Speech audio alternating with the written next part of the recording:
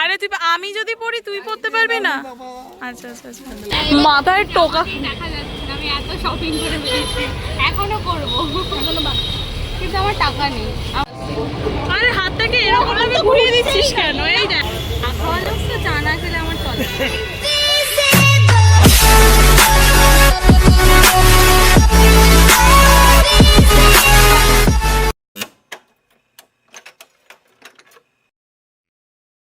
Hello everyone, welcome back to my channel Joy Lifestyle 18 and I am Joyশ্রী here with a new blog video. অনেক দিন পর নতুন video নিয়ে এসেছি। I hope you will enjoy so much.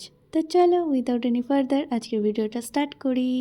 ভিডিওর শুরুতে তো দেখতেই পাচ্ছ যে আজ ফার্স্ট টাইম আমরা তিনজন একসাথে বেরিয়েছি, তাহলে তো বুঝতেই পারছো যে আজকে আমরা কতটা এনজয় করতে চলেছি। তোমরা তো আমার এর আগে অনেক ভিডিওতে দেখেছো যে এদের দুজনের মধ্যে যে কোনো একজন আমার সাথে থাকলে আমি ঠিক কতটা এনজয় করি, কতটা মজা করি। আর আজকেই দেখতে পাচ্ছ যে আমার সাথে দুজনই আছে, তাহলে জাস্ট ইমাজিন যে আজকের ব্লগে কি হতে চলেছে। আর সেই সব কিছু দেখার জন্য একটু স্কিপ না করে পুরো ভিডিওটা দেখতে হবে। আর হ্যাঁ, তোমাদের জন্য থাকছে এই ভিডিওর শেষে একটা বিরাট বড় ধামাকাদার চমক। তো তোমরা যদি সেই চমকটা দেখতে চাও তার জন্য কিন্তু পুরো ব্লগটা অবশ্যই কন্টিনিউ দেখতে হবে, একটু স্কিপ না করে।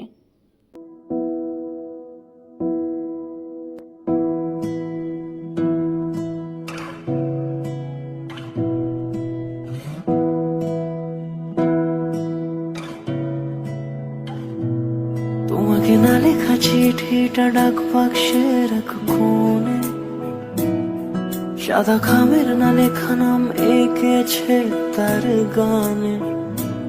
তোমাকে না লেখা চিঠিটা ডাক বাক্সে রাখো কোণে, সাদা অনেক তো হলো এইসব কথা, এবার বলি আজকে ভিডিওতে কি হতে চলেছে, আমরা সবাই কোথায় যাচ্ছি। আচ্ছা বলো তো, ভিডিওর থাম্বনেল দেখে কি মনে হচ্ছে?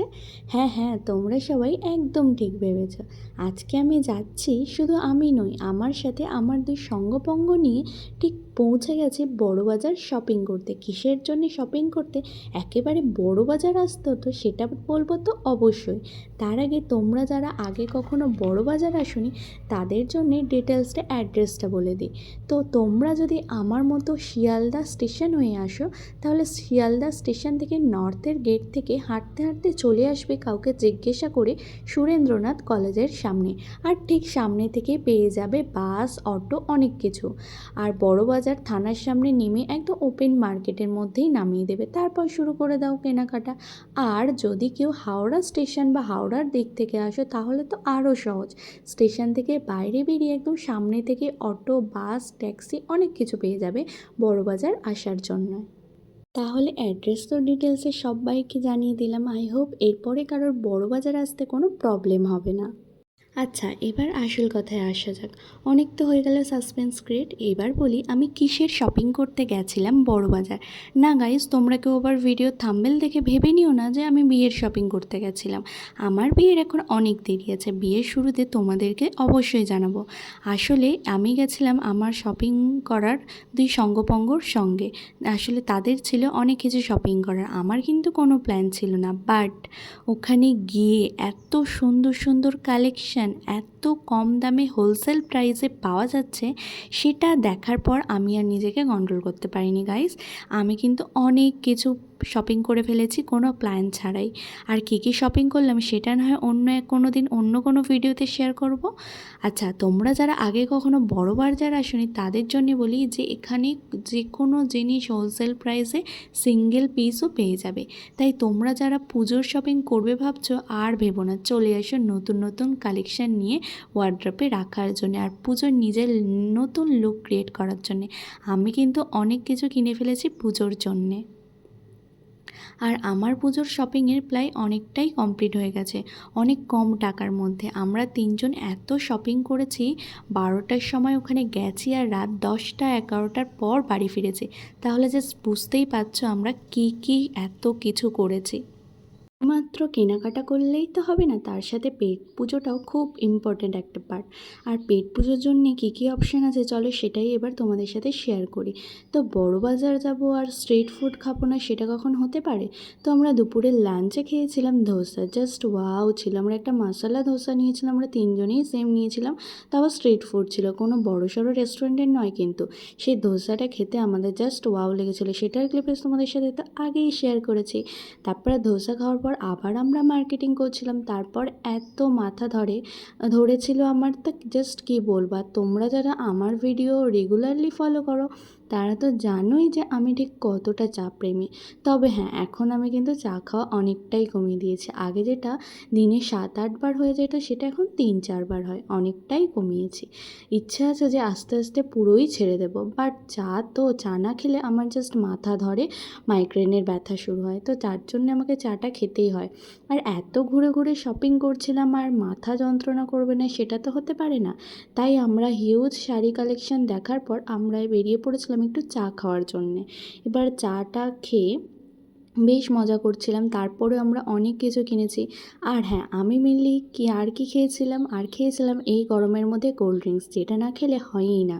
গরমে কিন্তু কোল্ড ড্রিঙ্কস খাওয়া মাস্ট, আমার তো জাস্ট ওয়াও লাগে। বাট ভেবেছিলাম ডায়েট করবো, এই ড্রিঙ্কসগুলো খাবো না, বাট আমি জাস্ট ছাড়তে পারি না। এই গরমে না খেয়ে থাকা যায় নাকি? তোমরাই কি বলো, তোমরা কি থাকতে পারো?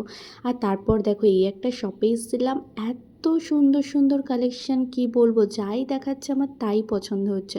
আমি মনে হচ্ছে পুরো দোকানটাই তুলে নিয়ে বাড়ি চলে যেতে পারলে বাঁচি। আর হ্যাঁ, রিসেন্টলি আমার এত পরিমাণে শাড়ি ভালো লাগছে, আমি জাস্ট জানি না কেন। আমার শাড়ি রিসেন্টলি খুব ফেভারিট একটা জিনিস হয়ে গেছে। আগে কিন্তু আমি এত শাড়ি ভালোবাসতাম না, রিসেন্টলি আমার শাড়ির প্রতি এত ভালোবাসা জন্মেছে। আর তার সাথে বিভিন্ন কোয়ালিটির বিভিন্ন ধরনের শাড়ি আমার দেখতে, কিনতে, পরতে খুব ভালো লাগে। আমি এখন শাড়ি প্রেমী হয়ে গেছি, বঙ্গ নারী হয়ে গেছি। তোমরা কি বলো, আমার শাড়ির লুকগুলো তোমাদের কেমন লাগে সেটা কিন্তু অবশ্যই কমেন্ট করে জানিও। তারপর আমরা শাড়ির মার্কেট থেকে বেরিয়ে পড়েছিলাম ক্যানিং স্ট্রিটে যাওয়ার জন্য, যেখানে খেলনা এবং কসমেটিক্সের জিনিসপত্রের হিউজ পরিমাণ কম দামে পাওয়া যায়। জাস্ট দেখে আমরা অবাক, একটা নেল পালিশ নাকি 2 টাকা করে পিস, যেটা আমরা 30 টাকা 40 টাকা দিয়ে কিনি, কি বলবো। আর তারপর ক্যানিং স্ট্রিট ঘুরে তারপর সফট টয়েস দেখে আমি জাস্ট চোখ দাঁড়িয়ে গেছিলো, আমি মনে হচ্ছিলো সব সফট টয়েসগুলো আমি নিয়ে নিই। তারপর সেখান থেকে বেরিয়ে পড়েছিলাম চা খাওয়ার জন্যে। আবার বললামই তো আগেই, আমি হচ্ছে চা প্রেমী, চা না খেয়ে থাকতে পারি না। তারপর চাটা খাওয়ার পর আমরা আবার বেরিয়ে পড়েছিলাম তোমার কেনাকাটির উদ্দেশ্যে। আর কেনাকাটিটা কিন্তু বেশ জমছিল। তোমাদের কেমন লাগছে ভিডিওটা দেখতে সেটা কিন্তু অবশ্যই কমেন্ট করে জানিও। আর হ্যাঁ, তোমাদের আমার এরকম ভিডিও দেখতে কেমন লাগে সেটা কিন্তু জানিও। আমি তাহলে নেক্সট টাইম আবার ডিটেলসে হল ভিডিও শেয়ার করব, যেটা তোমাদের রিপ্লাইয়ের অপেক্ষায় আছে।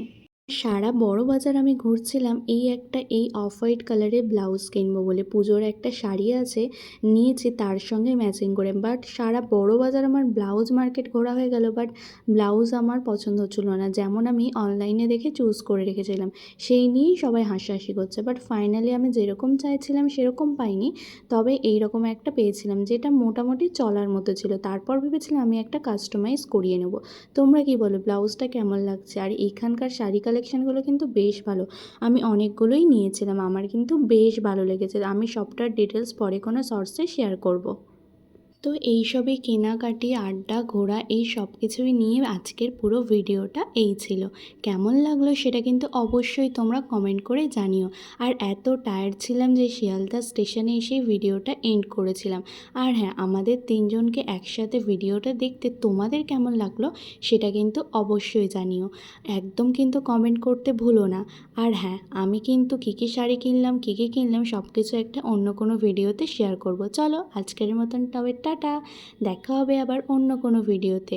তত সময় তোমরা সবাই ভালো থেকো, সুস্থ থেকো, আর সবাইকে ভালো রেখে আজ তাহলে আসি।